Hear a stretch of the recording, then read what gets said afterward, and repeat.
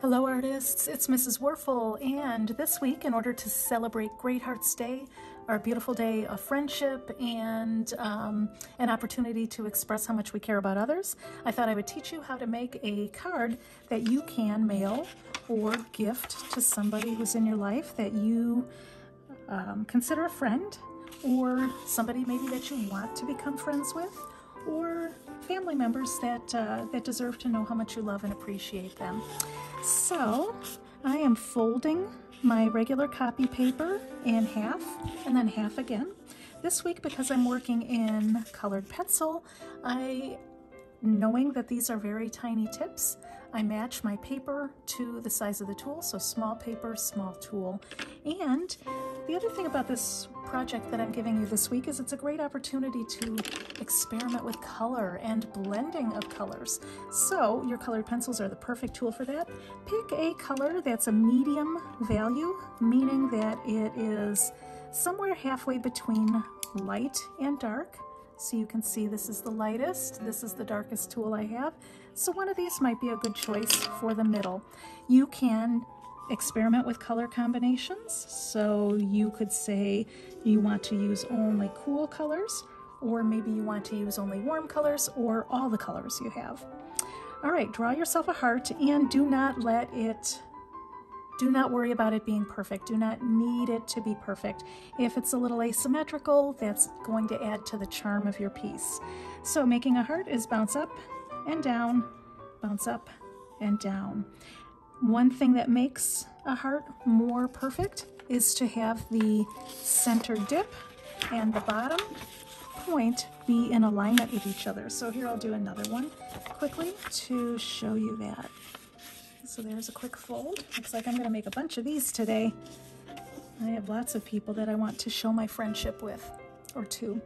All right, so right in the middle of the paper, same distance this way and this way, and then directly below, so a little ways down, a little ways above the bottom. And you could give yourself a couple more targets if you like, here and here, and maybe here and here. That'll help guide you into making a heart. So curving line, bounce up and go to the next target, and then come back down to here. And then we're going to curving line, go to these two targets again, up, try to curve it. Mine was a little flat, but I'm fine with it. Perfectly fine with it.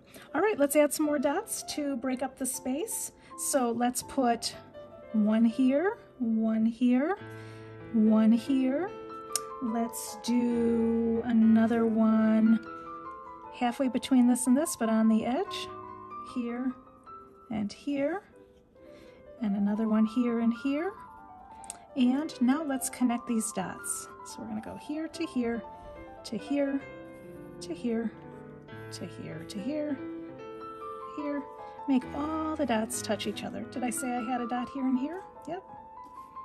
I want you to connect every dot to its nearby dots. So we have something like that. We could do one here if we want. We could break this up if we want, or we could leave that in that shape. Maybe we want to put another diamond down here.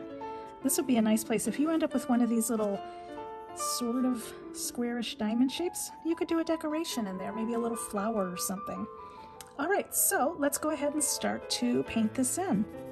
And yes, I did say paint because colored pencil artists consider themselves painters. They layer colors and blend colors and carefully, strategically place those colors. So it's not drawing, right? And if you think of it as just coloring in, then maybe that's not as professional as what an artist does, right? When they go to work, they don't think of themselves as just going to color. So it sort of makes it feel fancier, and it's not a bad thing, right? It might make you be more thoughtful or careful or have more ideas, right? So as you're thinking while you're working, maybe you'll invent something new.